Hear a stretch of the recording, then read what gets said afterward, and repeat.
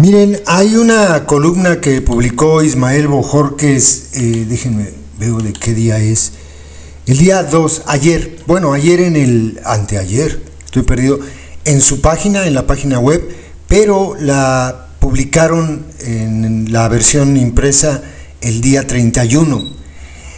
Antes de compartirla con ustedes, quiero hacerles una aclaración. Muchas personas, entran aquí al canal cuando hablamos de este tema del narcotráfico y de Estados Unidos, y tienen la razón en algo que dicen, pero a medias. Fíjense, dicen ustedes, la DEA, no ustedes todos, estas personas, la DEA es el cártel más grande del mundo mundial. No, en realidad no es así. Las personas que siguen el canal sabrán que nosotros entrevistamos al exagente de la DEA, Héctor Berreyes. Él fue el que dirigió la operación que llevó a la captura de Caro Quintero, la operación Leyenda. Estuvimos platicando varias veces con él, y si ustedes ven la serie que hicieron de The Last Narc, allí lo explica muy bien. A él lo acusan de haber dado con el clavo, ¿no? De hecho, en Estados Unidos le armaron un juicio y todo, después de que detuvo a Caro Quintero, porque descubrió algo y se le fue encima el gobierno. No la DEA. Quien estaba traficando drogas con el cártel de Guadalajara era la CIA. Es diferente.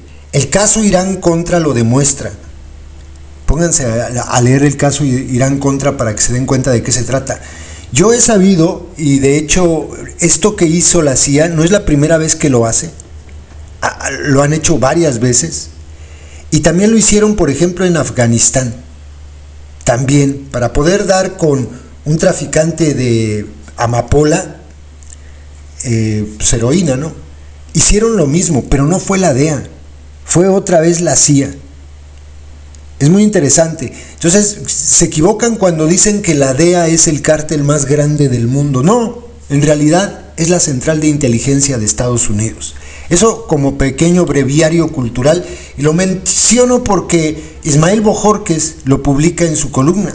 Habla, fíjense el título, Los coqueteos del Mayo con México y Estados Unidos.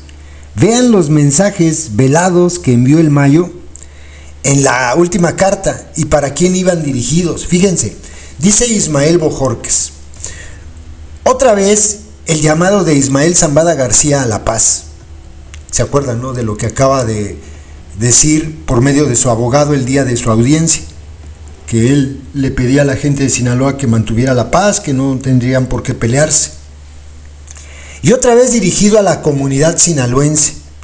Lo hizo en la carta que hizo pública en agosto de 2024, justo el día en que el presidente López, se refiere al gusano barrenador, y la presidenta electa Lady Repsamen, se refiere a la palurda, visitaban Culiacán para estar junto al gobernador en un evento de salud. Aquella vez, luego de desmentir que se haya entregado al gobierno norteamericano y explicar que en realidad había sido secuestrado, dijo textual: también hago un llamado al pueblo de Sinaloa a tener moderación y mantener la paz en nuestro estado. No se puede solucionar con la violencia. Nada se puede solucionar así.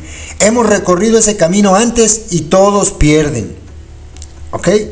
Hace una semana, después de declararse culpable en la corte del distrito este de Nueva York, en Brooklyn, el abogado de Zambada, Frank Pérez, dijo que su cliente también está consciente del impacto de este caso en su estado natal de Sinaloa. Hace un llamado al pueblo de Sinaloa a mantener la calma, a actuar con moderación y a evitar la violencia. Nada se gana con el derramamiento de sangre, solo se profundizan las heridas y se prolonga el sufrimiento. Algo así. Que el llamado vaya a la comunidad, y lo pone Ismael Bojorquez entre comillas, no tendría ningún sentido. Esta comunidad ha sufrido los estragos de la guerra. En Río 12 se pueden encontrar decenas de artículos que hacen un recuento de ello, pero no es partícipe de la guerra que no sea como víctima. Y aunque es dirigido literalmente a los grupos en pugna, el Mayo sabe que tampoco tiene el mensaje un propósito práctico real.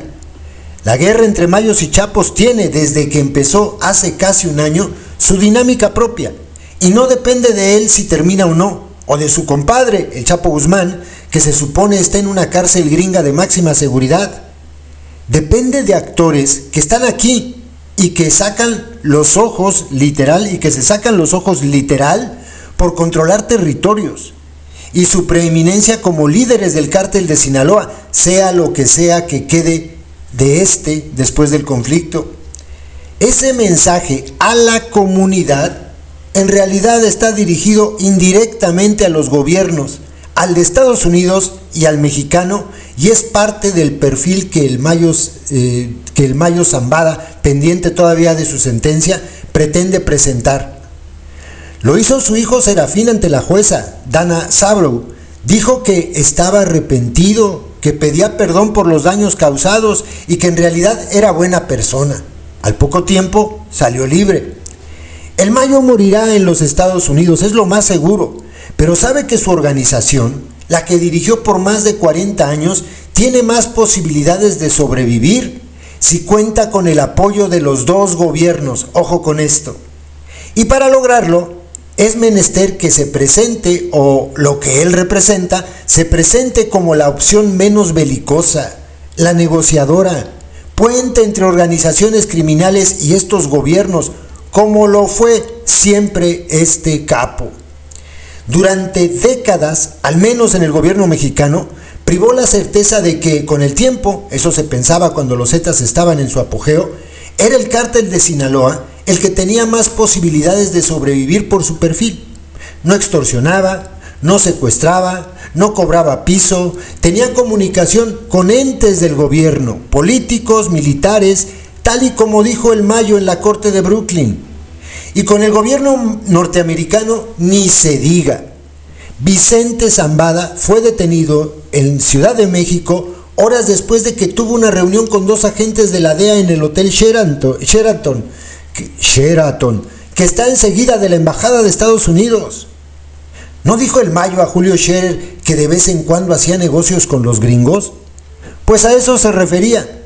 Pues siempre él, Víctor Emilio Cázares, el Chapo Guzmán, los Caro Quintero, durante mucho tiempo traficaron con la anuencia y colaboración del gobierno norteamericano. Miguel Félix Gallardo incluso. No se olvida el caso Irán-Contras. Aquí lo menciona. El caso Irán-Contras fue una operación dirigida por la Central de Inteligencia de Estados Unidos. Cambiaban armas por drogas. Por haber sido secuestrado, el Mayo sabía que la guerra era inevitable. ¿De qué dimensión? Eso ya no era previsible, pero sabía lo que podía venir. Llamar a la paz, no a la confrontación, era coquetear con el gobierno mexicano, porque al final podía ser un actor que definiera el resultado del conflicto, como parece que lo está haciendo si analizamos hacia dónde ha orientado principalmente sus golpes. Desde hace rato Ismael Bojorquez y Río 12 confirman que a quienes quieren realmente acabar desde el gobierno es a los chapos, porque consideran todavía que la facción del Mayo es menos bélica, menos conflictiva. Y desde hace rato lo viene diciendo Ismael Bojorquez. Y a los hijos del Chapo no les ha ayudado. No les ha ayudado mucho haber sido acusados desde hace al menos un lustro de ser los principales productores y traficantes de fentanilo. Si el gobierno mexicano se ha enfocado en ellos, tiene también que ver con que son ahora los objetivos principales del gobierno norteamericano. Y luego vienen ya aquí otros temas. El problema de los desaparecidos en México es uno de los más graves y dolorosos hoy en día. En Sinaloa tenemos miles y en Mazatlán se ha convertido en un infierno. Pero cuando los familiares de estos van a pedir audiencia con la alcaldesa Estrella Palacios para plantearle que los ayude, esta les da la espalda y los deja hablando solos. Ese es el humanismo que pregona la 4T. ¿Le costaba mucho escucharlos al menos? Y luego un último parrafito. El poder y la fama brindan ciertos privilegios. Cuando el general Salvador Cienfuegos fue regresado a México después de haber sido detenido en Estados Unidos acusado de complicidades con grupos del narcotráfico, fue puesto en libertad en México y luego absuelto. Julio César Chávez Jr. también fue regresado y luego puesto en libertad condicional. Al día siguiente ya estaba entrenando. ¿Cuántos acusados en México tienen esos privilegios? Pero fue decisión del juez, dijo la presidenta, lavándose las manos. Bueno, esto es lo que publicó Ismael Bojorquez y estoy completamente de acuerdo. Esos son los mensajes para el gobierno. Al final, puede que quien logre prevalecer después de la guerra, pues sean los mayos. Y estoy seguro que incluso en la negociación con los gringos, esa parte se platicó, se pusieron de acuerdo en eso. A ver qué pasa después.